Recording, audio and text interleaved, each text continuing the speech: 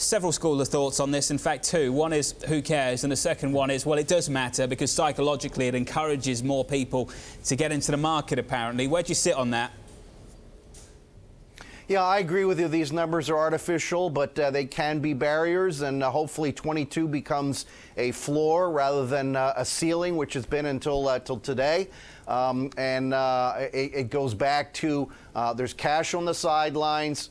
Returns on that are low. Bonds are kind of sitting there doing not much, and earnings are coming through, and so stocks are the story. Record highs then, uncharted territory. Let's talk about whether it does encourage retail to get back in. I've seen some big numbers about new retail brokerage accounts opening up throughout 2017 in the United States.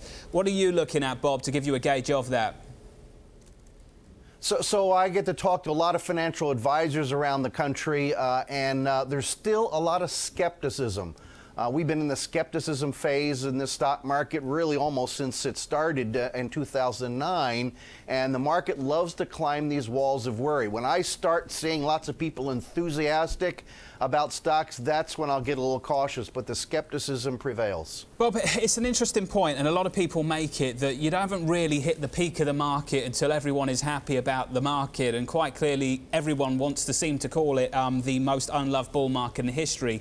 I just wonder whether the enthusiasm, though, is elsewhere, whether the misplaced justification for price is elsewhere, and it's actually in fixed income, which ultimately will matter for the equity market. What are your thoughts on that?